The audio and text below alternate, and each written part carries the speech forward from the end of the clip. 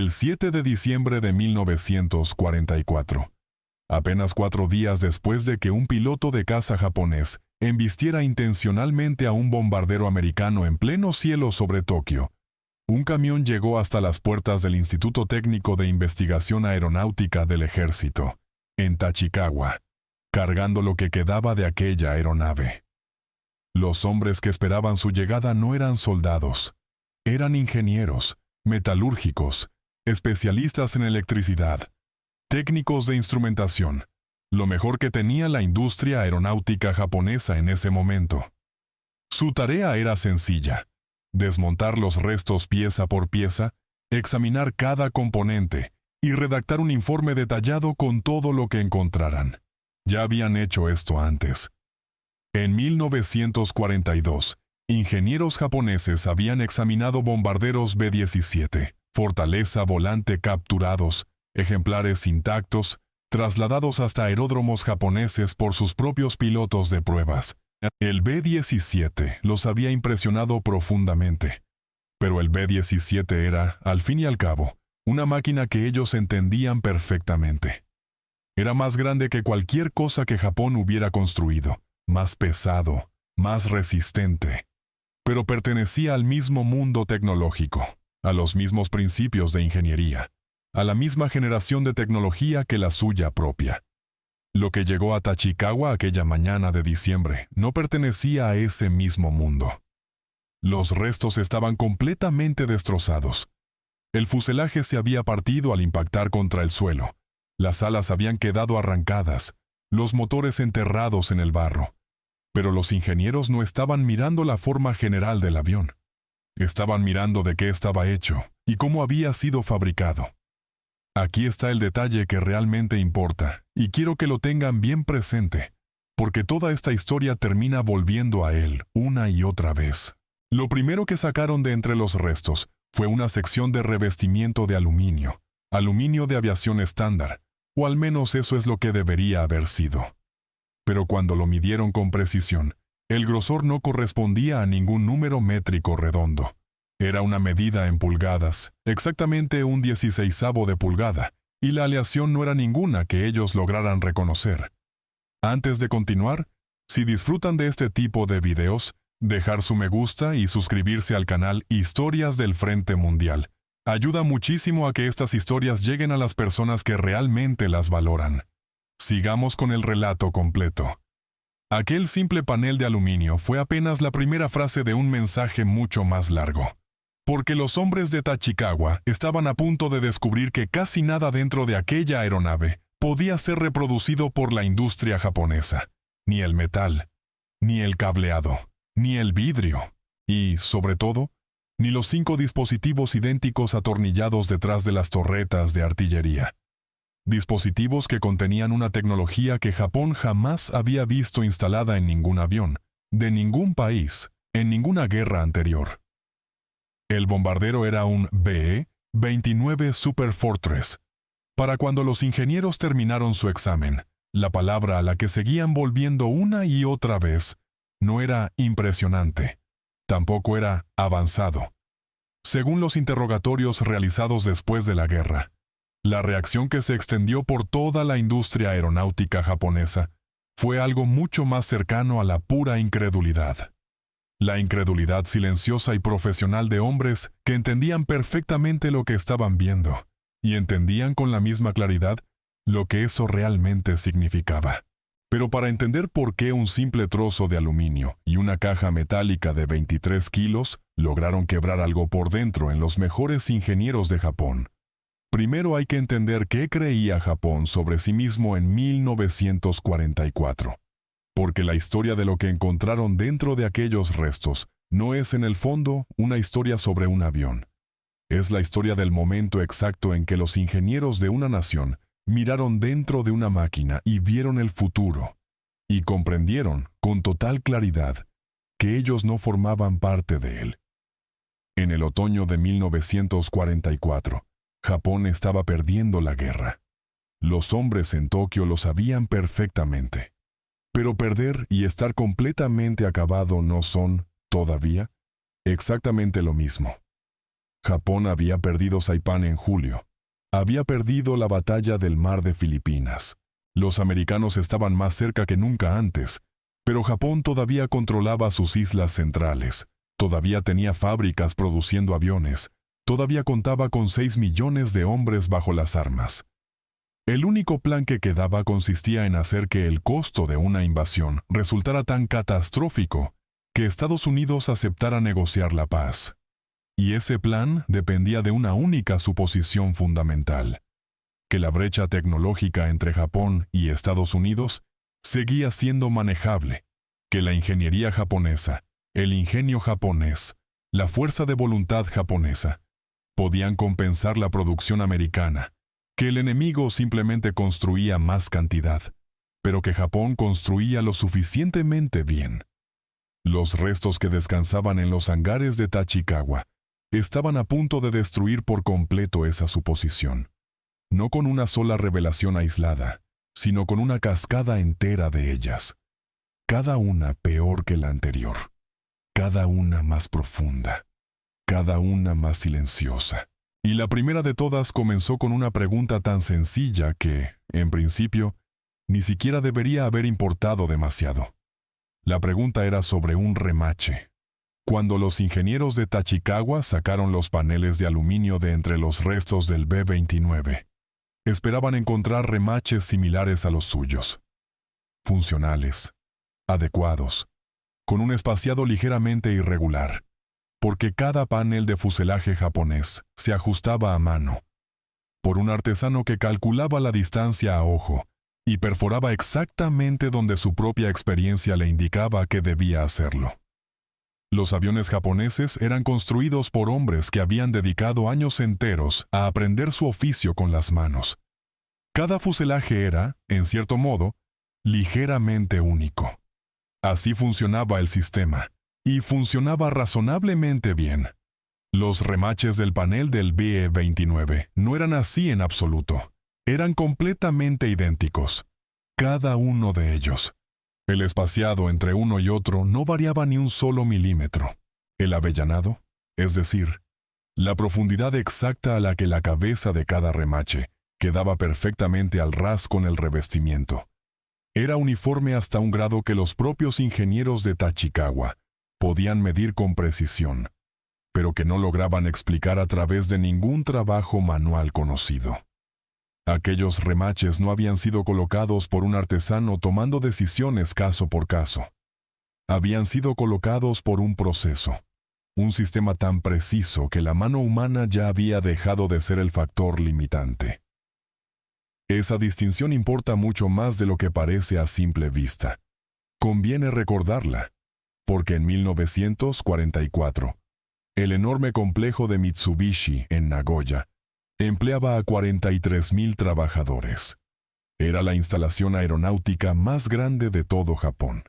Y a lo largo de todo el año 1943, esos 43,000 trabajadores habían logrado producir 1,029 casas cero, menos de 3 unidades por día. Y cada uno de ellos estaba construido, en gran medida, a mano. Cuando un cero terminado necesitaba trasladarse hasta el aeródromo de pruebas de vuelo en Kagamigahara, sencillamente no existían caminos pavimentados lo suficientemente anchos como para que un camión pudiera transportarlo. Los ingenieros de Mitsubishi resolvieron este problema enganchando el avión a un equipo de 20 bueyes. Cuando los bueyes empezaron a morir de puro agotamiento y desnutrición, los reemplazaron por caballos de tiro de la raza Percherón. Los americanos, mientras tanto, estaban construyendo B-29, aeronaves tan complejas que cada una de ellas contenía más de 16 kilómetros de cableado eléctrico, más de 40,000 piezas individuales distintas y una cabina completamente presurizada que exigía sellos que Japón jamás había logrado fabricar. Y todo esto a un ritmo de producción que le habría sonado directamente a propaganda a cualquier ingeniero de Tachikawa, si es que en ese momento hubiera conocido las cifras reales. Y no las conocían, todavía no. Los remaches fueron apenas la primera pista. La segunda pista fue el propio aluminio. Los metalúrgicos japoneses cortaron muestras del revestimiento del B-29 y analizaron minuciosamente la composición de la aleación. Lo que encontraron fue una aleación de aluminio, cuyas propiedades sí lograban identificar, pero que no podían replicar de ninguna manera. Y no porque no entendieran la química involucrada, sino porque las materias primas necesarias para producirla ya no estaban disponibles para Japón.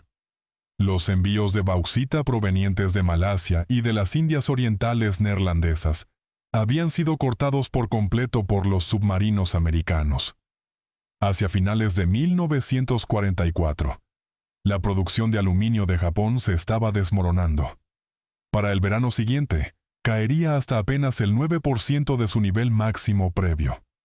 El revestimiento del B-29 estaba hecho de un material del que Japón, literalmente, se estaba quedando sin existencias. Pero esto es lo que convirtió el hallazgo del aluminio en algo verdaderamente devastador, y no simplemente decepcionante. Los ingenieros se dieron cuenta de que aquella aleación no tenía nada de especial. No era ninguna fórmula secreta. Era, sencillamente, aluminio estándar de grado aeronáutico americano, el mismo material que Boeing utilizaba en absolutamente todo, desde sus aviones comerciales de pasajeros hasta sus bombarderos más pequeños. Los americanos no estaban usando ninguna aleación rara ni exclusiva para construir el BE-29. Estaban usando una aleación completamente ordinaria, pero en cantidades extraordinarias y con una consistencia igualmente extraordinaria. Y eso, en realidad, resultaba muchísimo peor. Una fórmula secreta se puede robar. Toda una base industrial entera, en cambio, no se puede robar de ninguna manera. Ahora bien, dije antes que los ingenieros sacaron algo más de entre los restos. Aquellas cajas metálicas de 23 kilos, atornilladas justo detrás de las posiciones de las torretas de artillería. Había varias de ellas, dañadas, pero parcialmente intactas. Cuando los especialistas en electricidad abrieron sus carcasas, hechas de casi 1 centímetro de acero macizo, lo que encontraron en su interior fue exactamente lo que transformó por completo el tono de la conversación en Tachikawa, pasando de la simple admiración a algo completamente distinto. Dentro de cada caja había una computadora analógica, no una simple calculadora mecánica, no un sencillo mecanismo de engranajes conectados entre sí.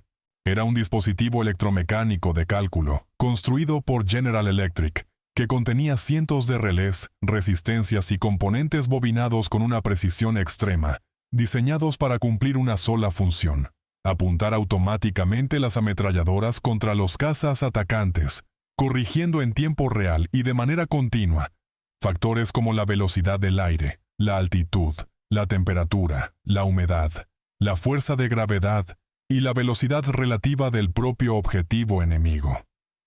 El B-29 llevaba 5 de estos dispositivos a bordo, uno para cada estación de puntería. Cada computadora podía controlar simultáneamente varias torretas al mismo tiempo. Si un artillero moría en combate, sus torretas se transferían automáticamente a otra estación operativa. Todo el sistema estaba interconectado. Era completamente redundante. Pensaba más rápido de lo que cualquier ser humano podría pensar, y disparaba con más precisión que cualquier artillero de cualquier fuerza aérea del mundo entero. Japón no tenía absolutamente nada parecido a esto, ni en desarrollo, ni siquiera en fase de diseño sobre el papel, ni tan solo como simple teoría. Y los ingenieros de Tachikawa sabían exactamente por qué. Construir una sola computadora de ese tipo ya era, de por sí, todo un logro extraordinario. Construir 5 unidades idénticas para una sola aeronave resultaba directamente impresionante. Pero lo que ellos todavía no comprendían del todo, lo que les tomaría varias semanas terminar de asimilar por completo, era cuántos B-29 existían en realidad, y cuántas de estas computadoras ya estaban volando cada noche sobre su propio país, en formaciones tan numerosas que los operadores de radar japoneses ya ni siquiera intentaban contar los aviones individualmente. Esa cifra es la siguiente parte de esta historia. Y cuando los ingenieros finalmente la conocieron, la palabra que usaron no fue imposible. Fue algo mucho más silencioso que eso. Aquí está esa cifra. Para diciembre de 1944, mientras los ingenieros de Tachikawa todavía seguían catalogando piezas de un solo B-29, las Fuerzas Aéreas del Ejército de los Estados Unidos ya habían recibido más de 1,500 Super Fortress, provenientes de 4 plantas de ensamblaje distintas, repartidas a lo largo de todo el continente americano. La fábrica de Boeing en Wichita, Kansas, la segunda planta de Boeing en Renton, Washington, una planta de Bell Aircraft en Marietta, Georgia, y una planta de Glenn L. Martin a las afueras de Omaha, Nebraska. 4 fábricas trabajando en 2 turnos completos de 9 horas cada uno, los 7 días de la semana. Y su producción seguía acelerándose constantemente. Para la primavera de 1945, mientras el informe de Tachikawa todavía circulaba entre los altos mandos de la aviación japonesa, solamente la planta de Wichita ya estaba produciendo 4 B-29 completos cada día laboral. 100 unidades al mes, provenientes de una sola instalación. Las 4 plantas combinadas estaban entregando 375 Super Fortress cada mes. Y cada uno de ellos llevaba 5 computadoras de control de fuego fabricadas por General Electric, 4 motores Wright R, 3,350 equipados con 8 turbocompresores en total, una cabina completamente presurizada y 16 kilómetros de cableado eléctrico. Piensen bien en lo que eso realmente significa. No hablo del número de aviones, hablo del número de computadoras. 375 aviones al mes, 5 computadoras cada uno. Eso equivale a 1,875 computadoras analógicas saliendo de las líneas de ensamblaje cada 30 días. Dispositivos que los mejores ingenieros eléctricos de Japón no lograban construir ni siquiera en una sola unidad. Estados Unidos las producía por millares y las instalaba como si fueran simples componentes, no como maravillas técnicas, no como prototipos experimentales, sino como equipo estándar. Algo que no resultaba más notable para los trabajadores de la línea de ensamblaje en Wichita que un simple asiento o el cierre de una ventanilla. Los ingenieros de Tachikawa no llegaron a conocer estas cifras exactas. Los datos completos de producción estaban clasificados como secretos, pero no necesitaban conocer las cifras precisas. Tenían algo todavía más revelador que cualquier estadística. Tenían el propio cielo sobre Tokio. En la noche del 24 de noviembre de 1944, apenas 9 días antes de que el cabo Nakano embistiera en el aire al B-29 cuyos restos terminarían en Tachikawa, 111 Super Fortress aparecieron sobre la capital japonesa. Era el primer ataque de B-29 contra Tokio lanzado directamente desde las Islas Marianas, a más de 2,400 kilómetros de distancia hacia el sur. Los operadores de radar japoneses los rastrearon acercándose a altitudes superiores a los 7,500 metros, más altas que cualquier formación de bombarderos a la que Japón se hubiera enfrentado jamás. Los cañones antiaéreos no lograban alcanzarlos. La mayoría de los interceptores tampoco lograban hacerlo, y es aquí donde el siguiente descubrimiento en Tachikawa se conectó directamente con todo lo demás. Entre los restos, los ingenieros encontraron el sistema de presurización, o lo que quedaba de él. Sellos, válvulas, conductos, reguladores. La cabina del B-29 estaba dividida en 3 compartimentos presurizados independientes, conectados entre sí por un túnel que pasaba justo por encima de las bahías de bombas. La tripulación respiraba aire filtrado, calentado y presurizado incluso a más de 9,000 metros de altitud, de la misma manera en que un hombre respira sentado tranquilamente en una oficina en Nagoya. No usaban máscaras de oxígeno, no vestían trajes de vuelo pesados, sus manos no estaban entumecidas por el frío, sus mentes no estaban aturdidas ni confundidas. Podían operar equipo extremadamente complicado, las computadoras de control de fuego, el radar, los instrumentos de navegación, con plena claridad mental, precisamente a las mismas altitudes donde los pilotos japoneses jadeaban dentro de máscaras de goma, con los dedos demasiado congelados como para siquiera sentir el gatillo. Japón entendía la presurización en teoría, pero jamás había logrado construir un avión de combate presurizado que funcionara realmente bien en la práctica. Los sellos necesarios exigían materiales y tolerancias de fabricación que la industria japonesa sencillamente no lograba alcanzar de manera consistente. Cada intento propio terminaba filtrándose. El sistema del B-29, en cambio, no filtraba absolutamente nada. Mantenía una presión de cabina equivalente a apenas 2.400 metros de altitud, mientras el avión volaba realmente a casi 10.000 metros. Los ingenieros de Tachikawa podían ver perfectamente cómo estaba construido todo el sistema. Podían documentar cada válvula con total detalle, pero no podían, de ninguna manera, reproducir esos sellos. Y la cabina presurizada era apenas la mitad del problema de la altitud. La otra mitad era lo que permitía que aquellos enormes motores Wright rindieran al máximo casi en el borde mismo de la atmósfera, los turbocompresores. Cada motor, R3350, llevaba 2 turbocompresores accionados por los propios gases de escape, que forzaban aire comprimido de vuelta hacia los cilindros, incluso a altitudes extremas, manteniendo así una potencia equivalente a la del nivel del mar, precisamente en un ambiente donde el aire era demasiado delgado como para que un motor normal produjera más que una simple fracción de su potencia nominal. El turbocompresor es, en concepto, una idea brutalmente sencilla. El gas de escape hace girar una turbina. Esa turbina comprime el aire de entrada. Más aire significa más potencia, y más potencia significa más altitud alcanzable. Simple en teoría, pero absolutamente despiadado en su ejecución práctica, porque las paletas de la turbina giran dentro de una corriente de gases de escape a más de 500 grados centígrados.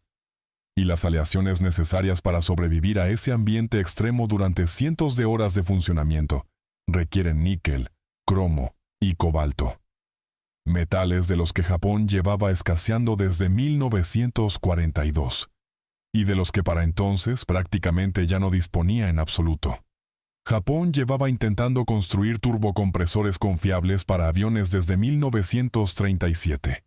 7 años enteros de intentos. 4 fabricantes distintos, Mitsubishi, Nakajima, Hitachi e Ishikawajima, y todos ellos fracasaron en producir unidades capaces de durar más de un puñado de horas de vuelo, antes de que las paletas se agrietaran, las carcasas se deformaran por el calor, o las válvulas de mariposa terminaran directamente estallando. Los americanos habían resuelto este problema con tanta solidez que estaban atornillando 8 turbocompresores en cada uno de los B-29 que salían de sus fábricas. 1.500 turbocompresores en total, tan rutinarios como cualquier simple remache. Y ahora la cascada de revelaciones empezaba a quedar completamente clara. Los ingenieros de Tachikawa no estaban mirando, en el fondo, un simple avión. Estaban mirando a toda una civilización industrial capaz de producir en masa componentes que Japón no lograba producir en absoluto. Ni uno solo, ni siquiera un prototipo, ni siquiera una simple prueba de concepto. Pero Japón, por supuesto, lo intentó. Claro que lo intentó. Y la historia de ese intento, lo que la compañía aeronáutica Nakajima construyó dentro de un hangar en Koizumi, y lo que terminó ocurriendo con aquel proyecto, es la historia de una respuesta que llegó demasiado tarde, en cantidades demasiado pequeñas, y demasiado defectuosa como para importar realmente. En febrero de 1943, más de un año antes de que el primer B-29 apareciera siquiera sobre cielo japonés, la Armada Imperial Japonesa emitió una orden directa a la compañía Nakajima: construir un bombardero de largo alcance con 4 motores. Algo capaz de golpear objetivos distantes, transportar 4.000 kilogramos de bombas a más de 3.700 kilómetros de distancia y volar a casi 600 kilómetros por hora. Algo que pudiera igualar lo que, evidentemente, los americanos ya estaban construyendo. Los ingenieros de Nakajima ya lo habían intentado una vez antes. Su primer bombardero de 4 motores, el G-5N Shinsan, había sido un auténtico desastre, demasiado pesado, con muy poca potencia, tan lento y torpe que la Armada terminó relegándolo directamente a la función de simple avión de transporte.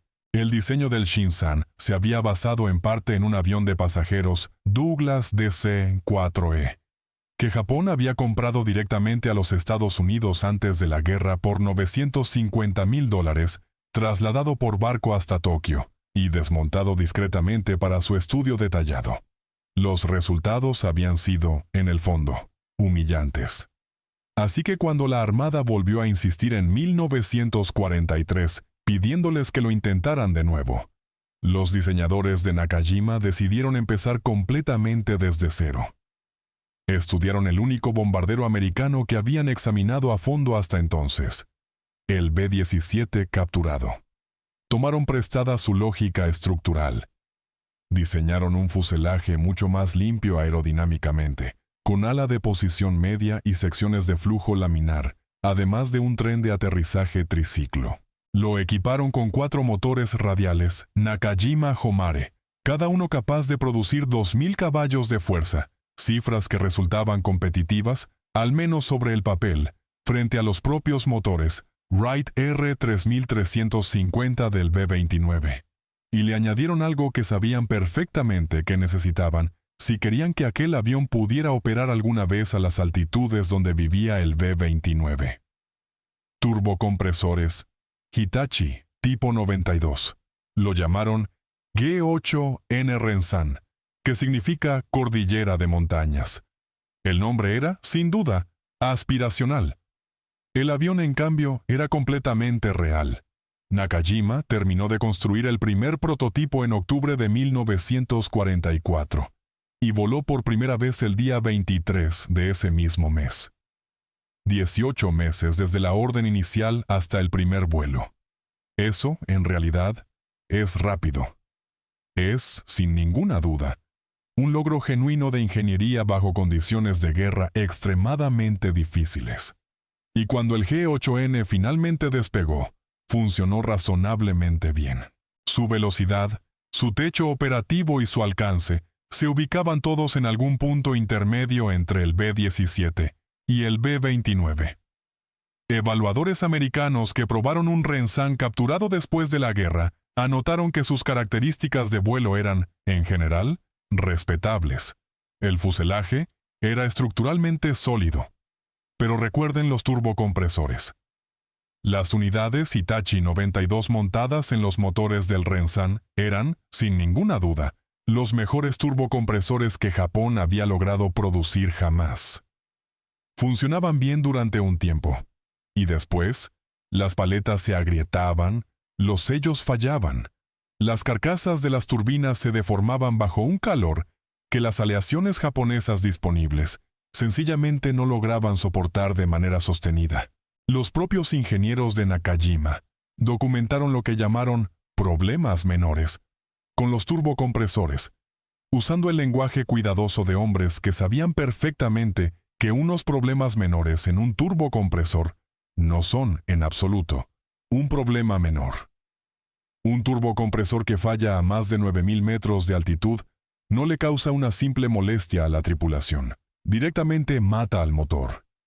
Y un motor que muere en pleno vuelo, a bordo de un bombardero de 4 motores, no simplemente reduce un poco la velocidad del avión, lo convierte en un problema matemático. Si los 3 motores restantes serán capaces de sostener el vuelo con ese peso, a esa altitud, en pleno combate. Los americanos habían resuelto ese problema matemático construyendo turbocompresores que, sencillamente, duraban. Japón lo estaba resolviendo, en cambio, a base de pura esperanza. Y hasta la esperanza, en este caso, seguía requiriendo aluminio. Para la primavera de 1945, el segundo, tercer y cuarto prototipo del Rensan se estaban ensamblando en la planta de Nakajima en Koizumi. El tercer prototipo fue destruido directamente en tierra, cuando aviones americanos lanzados desde portaaviones ametrallaron la fábrica. Los demás quedaron en distintas fases de construcción, esperando piezas, esperando materiales, esperando motores que realmente funcionaran de manera confiable. La Armada había planeado construir 16 prototipos y 48 aviones de producción en serie para septiembre de 1945. Ese plan, sin embargo, exigía una cantidad de aleación de aluminio que ya no existía en absoluto dentro de las cadenas de suministro japonesas. La guerra submarina había cortado por completo la línea de vida de la bauxita proveniente del sudeste asiático. Las reservas almacenadas ya se habían agotado por completo. En junio de 1945, alguien dentro de Nakajima propuso una solución tan desesperada que, por sí sola, resume toda esta historia en una sola frase. Propusieron construir el Rensan íntegramente en acero. No como un simple experimento teórico, no como un estudio de peso, como un avión de producción real en serie. El G-8N3 Rensan Kai modelo 23, un bombardero pesado construido enteramente en acero, porque Japón ya no tenía suficiente aluminio como para seguir construyendo aviones de aluminio. Imaginen lo que eso realmente significa. El acero pesa aproximadamente 3 veces más que el aluminio para la misma resistencia estructural. Un Rensan construido enteramente en acero habría resultado tan pesado que habría necesitado motores mucho más potentes, motores que Japón sencillamente no tenía, para alcanzar un rendimiento que ya era, de por sí, inferior al del B-29. Aquello no era, en realidad, un plan viable. Era, directamente, una confesión de derrota. La propuesta nunca pasó del papel. La guerra terminó antes. Así que, aquí está el balance final. Para agosto de 1945, Japón había construido, en total, 4 bombarderos Rensan. En ese mismo periodo de tiempo, Estados Unidos había construido casi 4.000 B-29. La proporción es de 1 a 1000.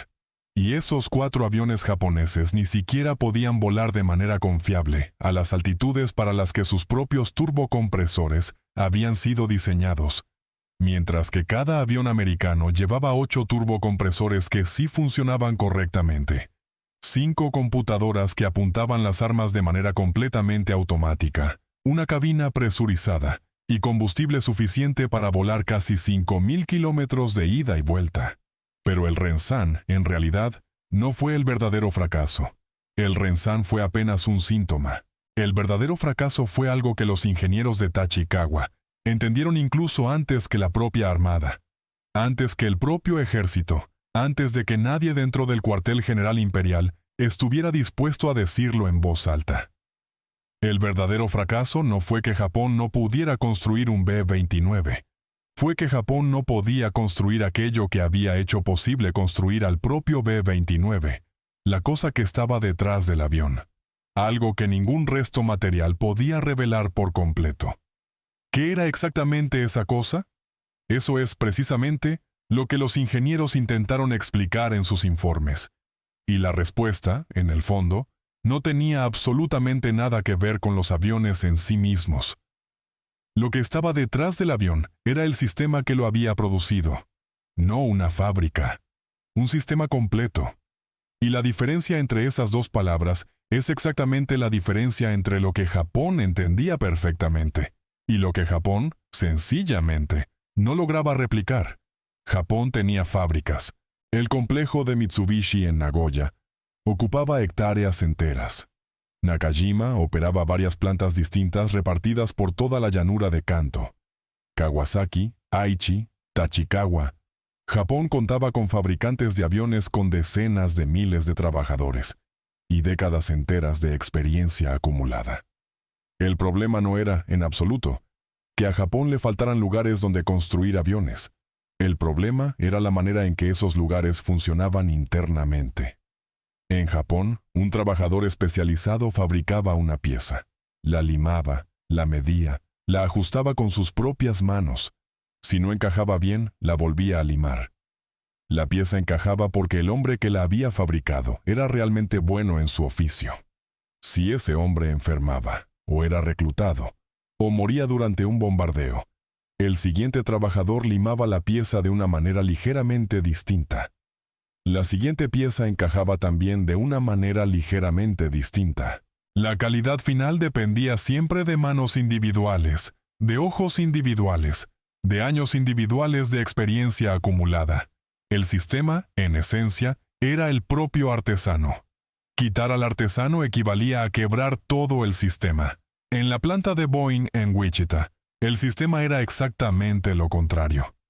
Los trabajadores que construían B-29 en 1944 no eran, en su gran mayoría, ingenieros aeronáuticos de profesión. Muchos de ellos jamás habían visto un avión de cerca antes de ser contratados. El 40% de la fuerza laboral en la planta de Bell, en Marietta, Georgia, estaba compuesto por mujeres, remachadoras, soldadoras, fabricantes de láminas de metal, operadoras de grúa. Apenas 6 meses antes habían sido secretarias, camareras, maestras de escuela, y sin embargo, construían Superfortress a un ritmo de 2 unidades por día, no porque fueran individualmente más habilidosas que los artesanos de Mitsubishi, sino porque el sistema, sencillamente, no exigía ese tipo de habilidad manual especializada. Las tolerancias de precisión estaban incorporadas directamente en las propias herramientas de producción. La precisión residía en las plantillas, en los soportes de sujeción, en los troqueles, en los moldes estandarizados. Todo calibrado, todo idéntico, de una estación de trabajo a la siguiente. Una trabajadora no necesitaba entender por qué un remache iba en un lugar específico a una profundidad específica. La plantilla misma le indicaba exactamente dónde. La pistola neumática le indicaba exactamente qué tan profundo. El inspector en la siguiente estación de trabajo le confirmaba si lo había hecho correctamente o no. El conocimiento técnico vivía dentro del propio proceso, no dentro de la persona que lo ejecutaba. Esto es, en el fondo, lo que aquellos remaches sobre el panel del B-29 estaban realmente diciendo. No que los trabajadores americanos fueran mejores individualmente, sino que los trabajadores americanos, sencillamente, no necesitaban serlo. El sistema había eliminado por completo la variable humana, y un sistema que no depende de individuos irreemplazables puede hacer algo que una industria basada puramente en el oficio artesanal jamás podrá lograr. Puede escalar su producción de manera prácticamente ilimitada. Los ingenieros de Tachikawa entendían perfectamente de manufactura industrial. Entendían exactamente lo que estaban viendo. Y lo que estaban viendo era, en esencia, un espejo que reflejaba cada una de las debilidades de la base industrial japonesa. Consideren, por ejemplo, el cableado. 16 kilómetros de cable eléctrico dentro de cada B-29. No mazos de cables cortados a medida y soldados a mano, sino arneses prefabricados, construidos según especificaciones exactas en plantas de subcontratistas, enviados directamente hasta la fábrica de ensamblaje y simplemente conectados en su lugar correspondiente. El programa del B-29 involucraba a miles de subcontratistas repartidos por todo Estados Unidos. Chrysler construía componentes de motor. Fisher Body construía secciones enteras del fuselaje. Goodyear fabricaba piezas diversas. Hudson Motor contribuía con conjuntos completos de piezas ensambladas. Todas estas eran, originalmente, empresas de automóviles, fabricantes de electrodomésticos, compañías que jamás habían construido una sola pieza de avión antes de 1942. Para 1944, ya estaban produciendo esas mismas piezas con tolerancias de precisión aeronáutica, por miles, dentro de los plazos previstos y completamente intercambiables entre un B-29 y cualquier otro. La red de subcontratistas japonesa era exactamente lo contrario. La planta de Mitsubishi en Nagoya dependía de toda una red de pequeños talleres dispersos por toda la ciudad.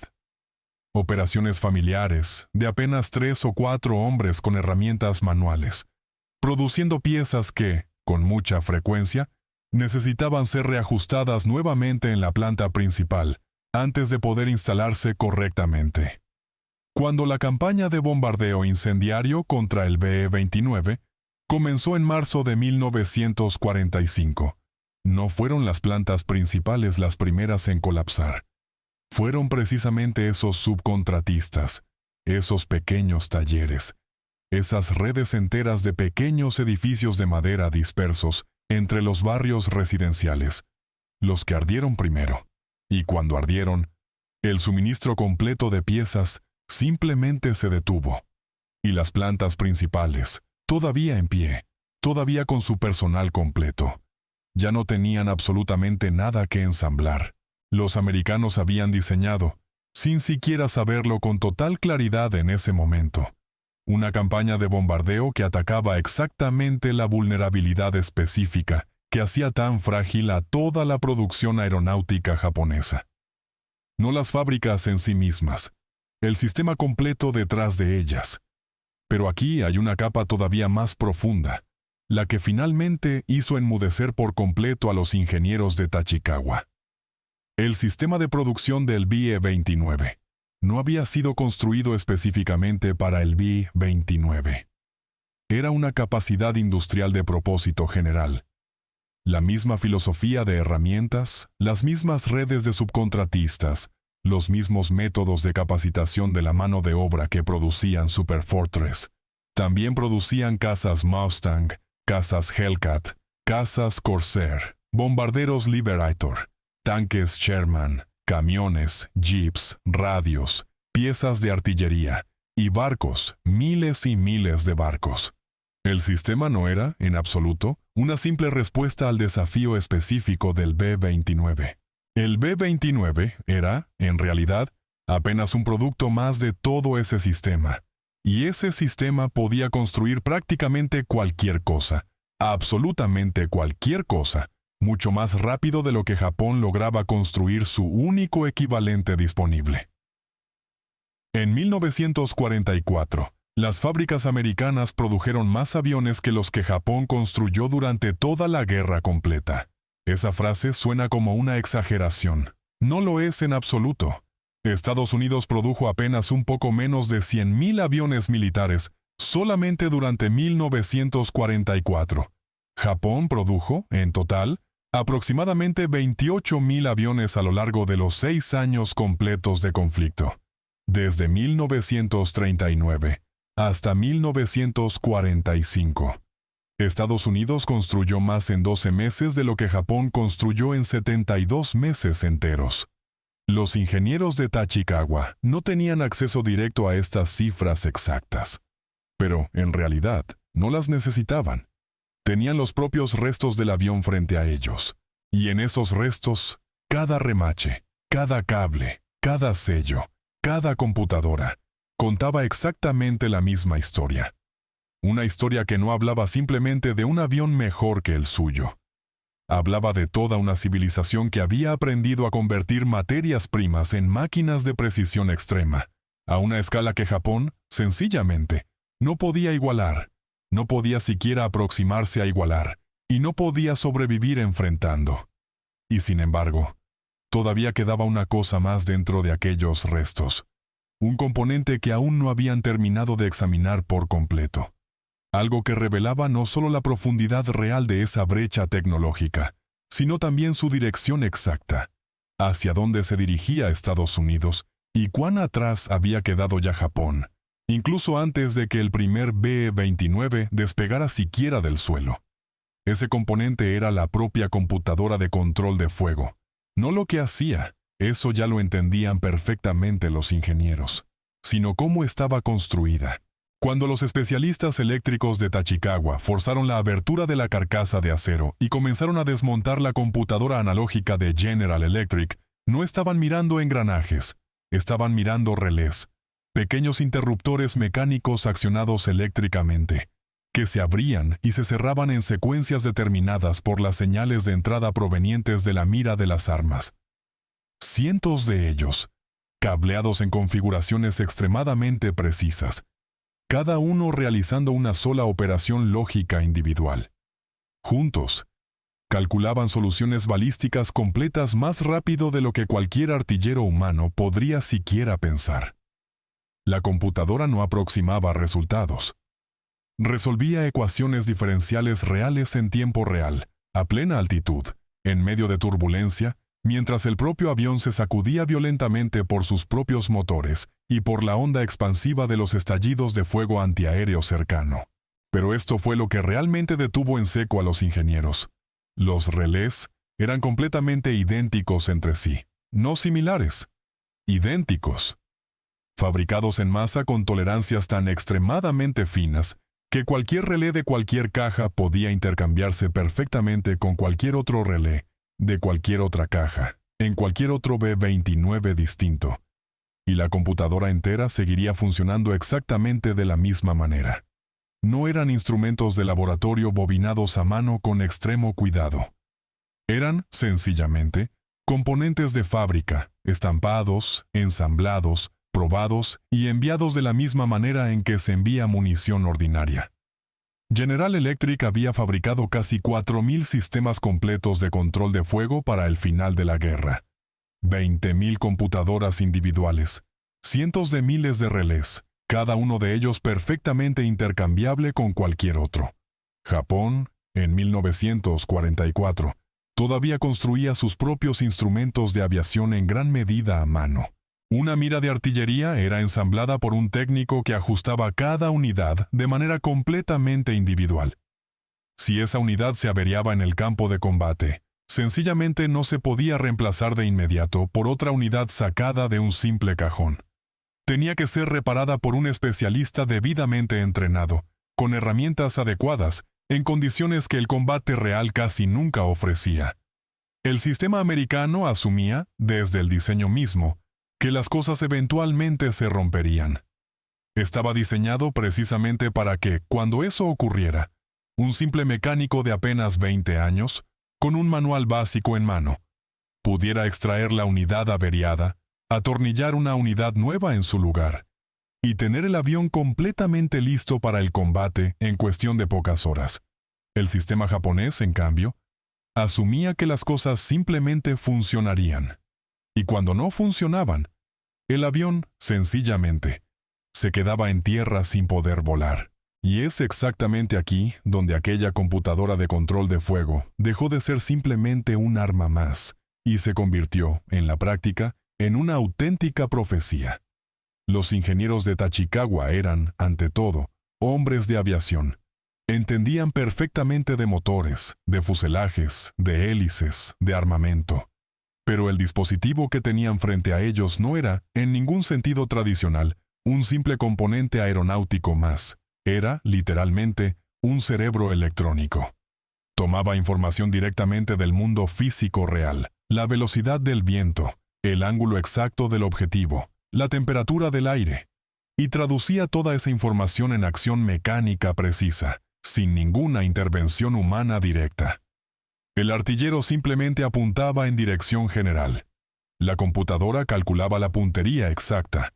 Las armas disparaban hacia el punto exacto donde el objetivo estaría, no hacia donde se encontraba en ese preciso instante. Esto no era, en absoluto, una simple mejora sobre la tecnología existente. Era una ruptura completa con ella. Todo el enfoque japonés respecto a la artillería aérea, cada caza, cada bombardero, cada posición defensiva, dependía por completo de la habilidad individual del hombre detrás del gatillo.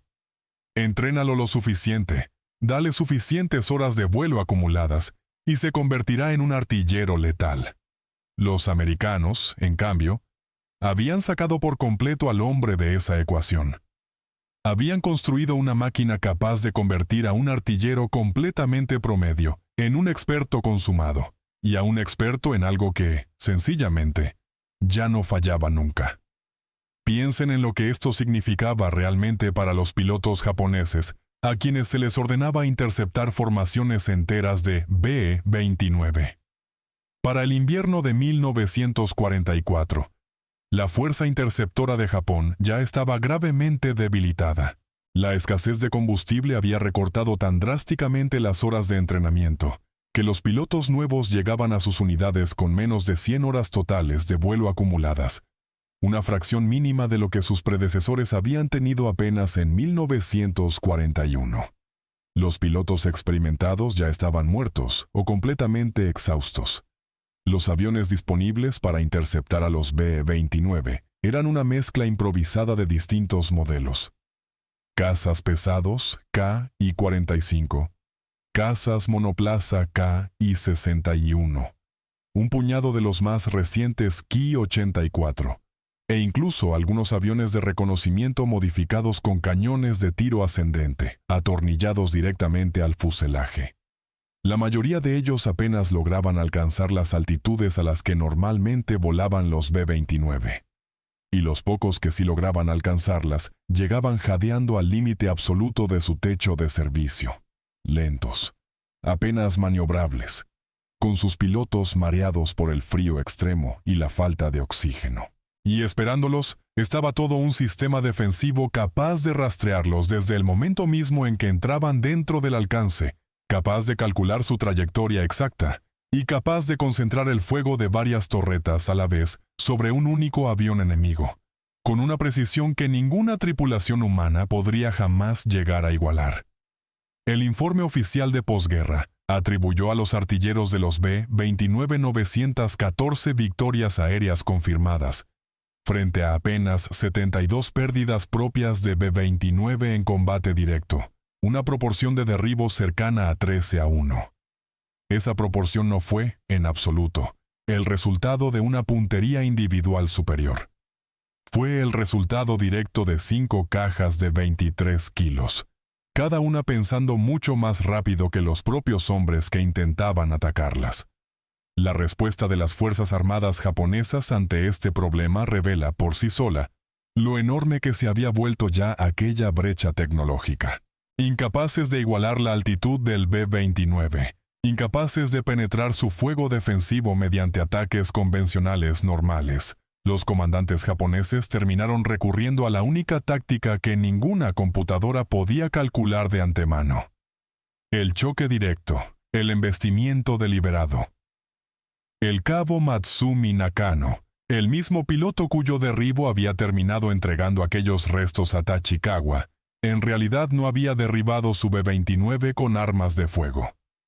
Había estrellado directamente su propio caza K y 61 contra él. Sobrevivió al impacto, logró aterrizar de panza con su caza completamente destrozado, y fue celebrado inmediatamente como un auténtico héroe nacional. 2 meses después, el 27 de enero de 1945, lo volvió a hacer una segunda vez. Embistió a otro B-29 más y sobrevivió por segunda vez a un aterrizaje de panza. Fue uno de los pocos afortunados. La mayoría de los pilotos que intentaron este tipo de ataques de choque directo no lograron sobrevivir. Con el tiempo, la táctica terminó siendo formalizada oficialmente. Se organizaron unidades especializadas de embestimiento, los llamados escuadrones Shinten, compuestos por cazas aligerados, con alas reforzadas y armamento reducido, diseñados con un único propósito específico. Los pilotos se ofrecían voluntariamente para esta misión. Conocían perfectamente las matemáticas involucradas. Contra un avión defendido por 5 computadoras completamente interconectadas entre sí, el arma más efectiva que Japón todavía podía desplegar era sencillamente un hombre dispuesto a morir. Piensen bien en esto. Consérvenlo en la mente, porque es precisamente en este punto donde la historia de lo que los ingenieros encontraron entre los restos del avión y la historia de lo que estaba ocurriendo simultáneamente en el cielo justo encima de sus propias cabezas se convierten, en realidad, en una sola y misma historia. Los ingenieros desmontaban una computadora que había vuelto completamente irrelevante la escala humana de combate. Los pilotos, mientras tanto, volaban directamente contra aviones defendidos por esa misma computadora, sin nada más que velocidad y pura fuerza de voluntad. Ambos grupos, los ingenieros dentro del hangar y los pilotos allá arriba en el cielo, estaban observando exactamente la misma verdad, aunque desde ángulos completamente distintos. Y ambos grupos llegaron, de manera independiente, a la misma conclusión final. Pero fueron los ingenieros quienes finalmente la pusieron por escrito. Los informes que circularon por toda la industria aeronáutica japonesa durante los primeros meses de 1945 no se leían, en absoluto, como documentos militares convencionales. Se leían más bien como verdaderas autopsias. El lenguaje era técnico. Las conclusiones eran extremadamente precisas. Pero por debajo de toda esa terminología de ingeniería, los hombres que escribieron esos informes estaban describiendo, en realidad, algo que trascendía por completo a los simples aviones. Habían examinado el B-29 componente por componente. Las aleaciones, el cableado, los sellos de presurización, los turbocompresores, las computadoras de control de fuego. Y cada uno de esos componentes había contado exactamente la misma historia. No la historia de un solo avión que resultaba ser mejor que cualquier cosa que Japón pudiera construir, sino la historia de todo un país capaz de producir en masa cosas que Japón ni siquiera lograba construir a mano, una por una. Y existe una diferencia fundamental entre esas dos afirmaciones, una diferencia que lo cambia absolutamente todo. Si los americanos hubieran construido un único B-29 verdaderamente extraordinario, un simple prototipo, una pieza de exhibición, una prueba de concepto aislada, aquello habría resultado alarmante, sin duda, pero de ninguna manera fatal. Japón sabía perfectamente cómo construir prototipos. El propio Rensan era precisamente un prototipo. Volaba. Funcionaba, al menos en su mayor parte. La brecha entre una única maravilla técnica americana y un único logro japonés equivalente era real, sin duda, pero no resultaba en principio del todo insalvable. Los ingenieros resuelven problemas técnicos concretos. Con tiempo suficiente, con los recursos adecuados, con los materiales necesarios, Japón podría haber ido cerrando esa brecha, poco a poco. Pero el B-29 no era, en absoluto, un simple prototipo. Era un producto de producción en serie a gran escala, y los restos encontrados en Tachikawa lo demostraban con total claridad, porque las piezas que contenía no habían sido ajustadas individualmente a mano, no habían sido calibradas una por una. Llevaban marcas de fabricación en serie, números de lote, sellos de inspección de fábricas dispersas por todo un continente entero. El aluminio provenía de un lugar. Los arneses de cableado provenían de otro completamente distinto. Las computadoras venían de otra fábrica más. Los turbocompresores, de otra adicional. Miles de empresas distintas, cientos de miles de trabajadores. Toda una cadena de suministro que atravesaba el continente entero de un extremo a otro, convergiendo finalmente en apenas 4 plantas de ensamblaje final, que unían todos estos componentes a un ritmo que no dejaba de acelerarse mes tras mes. Los ingenieros entendieron perfectamente lo que esto significaba en el fondo.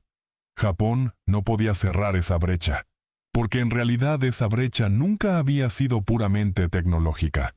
Era, en su esencia más profunda, completamente sistémica. Para poder igualar al B-29, Japón no necesitaba en el fondo un avión mejor. Necesitaba, literalmente, ser un país distinto y mejor en todos los sentidos posibles.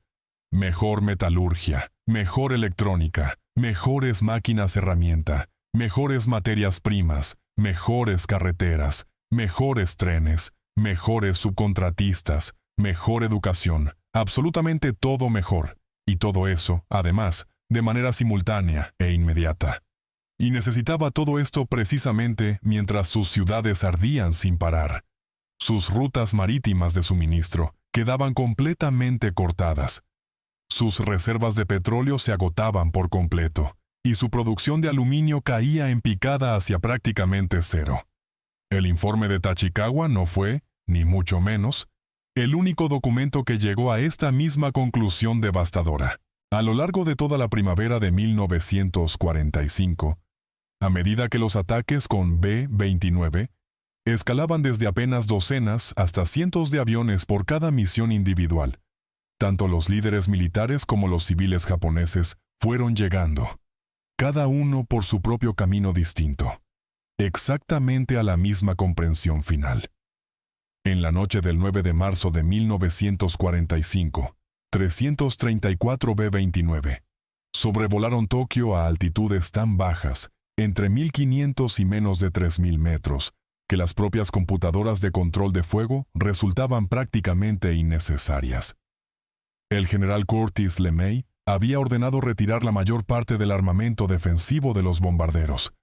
Había eliminado a buena parte de los artilleros a bordo y había aprovechado ese ahorro directo de peso para cargar aún más bombas incendiarias, enviándolos de noche, en un flujo continuo, sobre una ciudad construida en gran medida con madera y papel. Los aviones exploradores marcaron primero la zona objetivo con napalm. El grueso de la Fuerza Aérea los siguió inmediatamente después. La tormenta de fuego resultante mató a un número estimado de 100,000 personas en una sola noche y destruyó por completo 25 kilómetros cuadrados enteros de la capital japonesa. 267,000 edificios dejaron simplemente de existir. 1,000,000 de personas quedaron sin hogar antes del amanecer, y aquella incursión le costó a los americanos apenas 14 aviones perdidos. 14 de un total de 334. Una tasa de pérdida de apenas el 4%, completamente reemplazable en un solo día de producción en la propia planta de Wichita. Esa proporción exacta, toda una ciudad completamente destruida, apenas 14 aviones perdidos, todos ellos reemplazables antes de que se pusiera el sol ese mismo día. Era, en su forma más pura, la historia entera del B-29 reducida a su esencia más básica. Nunca se trató realmente del avión en sí mismo. Se trataba sencillamente del hecho de que Estados Unidos podía perder B-29 mucho más rápido de lo que Japón lograba producir sus propios aviones equivalentes. Se puede ver perfectamente el final desde el mismísimo principio de esta historia. Para el verano de 1945, las pruebas de motores de aviación en Japón ya se habían derrumbado casi por completo. Los motores nuevos, que antes recibían entre 7 y 9 horas completas de pruebas en banco antes de instalarse, ya prácticamente no recibían ninguna. Y sin esas piezas y esas pruebas adecuadas, las plantas principales seguían ensamblando aviones que, sencillamente, ya no funcionaban correctamente. Japón produjo en total aproximadamente 28,000 aviones militares durante toda la guerra, una cifra ciertamente formidable si se la analiza de manera completamente aislada. Pero al colocarla junto a la cifra americana, casi 100,000 aviones en el único año de 1944, esa cifra se transforma en algo completamente distinto. Se convierte en la respuesta definitiva a la pregunta que los propios ingenieros llevaban semanas dando vueltas dentro de sus cabezas. Hubo, además, un pequeño detalle adicional entre los restos, algo tan pequeño que casi ni siquiera lo registraron en su momento. Solo años más tarde, mucho después de terminada la guerra, su verdadero significado quedaría completamente claro. Entre los componentes recuperados de los restos, los ingenieros de Tachikawa encontraron una pequeña placa metálica remachada al fuselaje, cerca de la bahía de bombas delantera.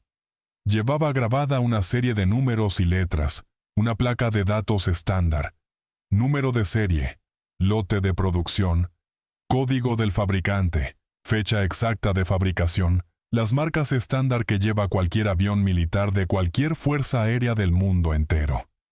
Los ingenieros anotaron simplemente esa información y siguieron adelante con su examen. No había, en apariencia, nada especialmente destacable en una simple placa de datos. Todos los aviones llevan una. Pero la fecha grabada en esa placa en particular resultaba, en realidad, verdaderamente notable. Aunque en aquel momento ellos no tenían absolutamente ninguna manera de saberlo, aquel B-29 concreto que el cabo Nakano había derribado del cielo, el 3 de diciembre de 1944, con número de serie 42-24735, había sido encargado originalmente en 1942. El número 42, dentro de ese código de serie, correspondía al año fiscal exacto del contrato original de fabricación. Aquel avión había pasado de ser una simple orden de compra en papel a convertirse en un bombardero volador, presurizado, defendido por computadoras y equipado con turbocompresores, en apenas 2 años completos, 2 años exactos, desde la firma del contrato hasta el combate real sobre los cielos de Tokio. En esos mismos 2 años, Nakajima ni siquiera había logrado terminar todavía el primer prototipo completo del Rensan, aquella placa de datos, un pequeño rectángulo de aluminio estampado que los ingenieros catalogaron cuidadosamente y archivaron entre miles de otros documentos. Contenía, en realidad, toda la guerra entera resumida en miniatura. No la guerra de las batallas, de las islas, de los enfrentamientos navales. La guerra que existía por debajo de todo eso. La guerra de qué tan rápido puede una nación convertir una simple idea en una máquina real. Y esa máquina en 1000 máquinas idénticas. Y esas 1000 máquinas en toda una fuerza capaz de oscurecer completamente el cielo sobre la capital de otra nación entera. Japón ya había perdido esa guerra mucho antes de que el primer B-29 siquiera despegara del suelo. Los ingenieros de Tachikawa fueron, sencillamente, los primeros en leer correctamente esa evidencia frente a sus propios ojos. Después de terminada la guerra, las autoridades de ocupación entrevistaron a líderes militares e industriales japoneses como parte del estudio estratégico de bombardeo de los Estados Unidos.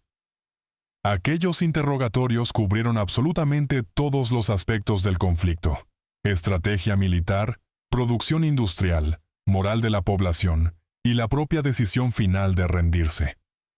Entre miles y miles de páginas de testimonios recopilados, surgió un patrón muy claro y consistente. Cuando se les preguntaba específicamente sobre el B-29, los funcionarios japoneses, oficiales militares, ingenieros, gerentes de fábricas, ministros del propio gabinete, no hablaban en absoluto de las bombas que transportaba.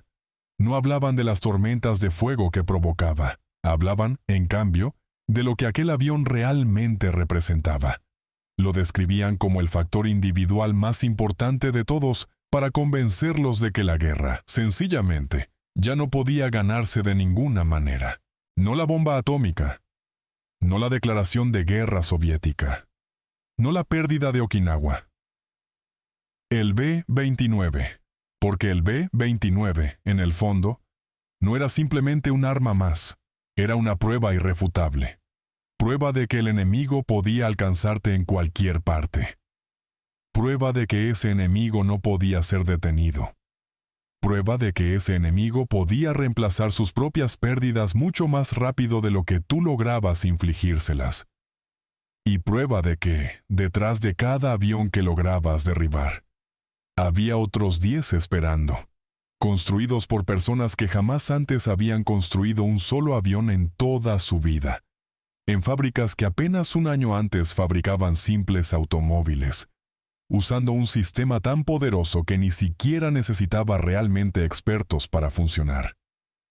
Los restos hallados en Tachikawa contaron exactamente esta misma historia, un componente a la vez, el remache que resultaba demasiado perfecto, la aleación que ya no se podía conseguir, el turbocompresor que no se lograba construir, la computadora que ni siquiera se podía imaginar del todo, el ritmo de producción que resultaba sencillamente imposible de creer. Cada pieza era, en el fondo, una sola palabra, y juntas, todas esas palabras formaban una sola frase definitiva. Ustedes no estaban simplemente atrasados en la carrera. Ustedes estaban, en realidad, en un lugar completamente distinto. El cabo Matsumi Nakano sobrevivió a la guerra. Había embestido a 2 B-29 distintos y había salido caminando de ambos accidentes.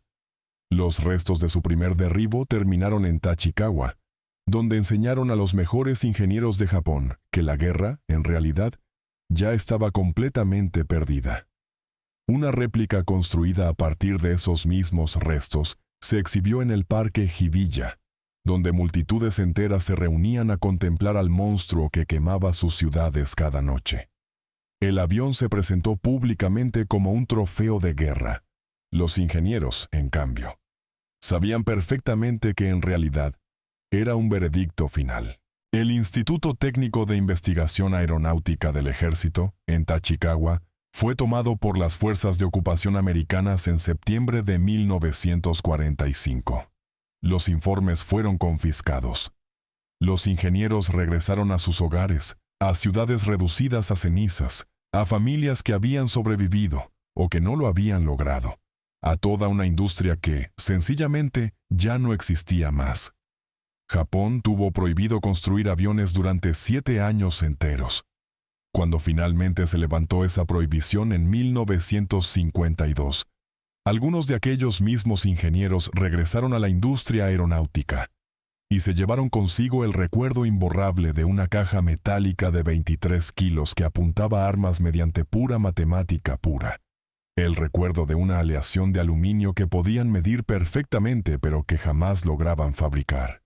El recuerdo de 4 fábricas produciendo 100 bombarderos completos cada mes, con trabajadores que apenas un año antes habían sido simples civiles. No intentaron construir otro B-29. Hicieron algo que el propio B-29 les había enseñado que era, en realidad, mucho más importante. Construyeron el sistema. Estudiaron a fondo los métodos americanos de manufactura, el control de calidad americano, la estandarización americana. Aprendieron a fabricar las cosas no simplemente a mano, sino mediante procesos completos. No de una en una, sino por miles. No únicamente a través del oficio artesanal individual, sino a través de sistemas enteros que no dependían de ningún artesano en particular. Los mismos ingenieros que una vez abrieron un B-29 y vieron ahí, con total claridad, el final de su propia guerra. Pasaron el resto de sus vidas construyendo, con sus propias manos, el comienzo de algo completamente distinto. La verdadera lección de aquellos restos no fue, simplemente, que Japón había perdido la guerra.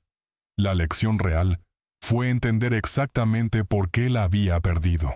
Y una vez que finalmente comprendieron ese motivo con total claridad, se aseguraron de que jamás volviera a ser cierto otra vez. Gracias por acompañarnos hasta el final de esta historia. Si sintieron que valió la pena, un me gusta realmente ayuda muchísimo. Le indica al algoritmo que este tipo de historia importa y ayuda a que estos videos lleguen a las personas que de verdad los valoran. Si todavía no están suscritos al canal Historias del Frente Mundial, sería un honor contar con ustedes. Suscríbanse y activen la campanita de notificaciones para no perderse ningún video nuevo. Me encantaría saber desde dónde nos están viendo hoy y si alguien en su familia sirvió durante la Segunda Guerra Mundial, en cualquier frente, en cualquiera de los dos bandos. Cuéntenos su historia en los comentarios. Cada una de esas historias merece ser recordada.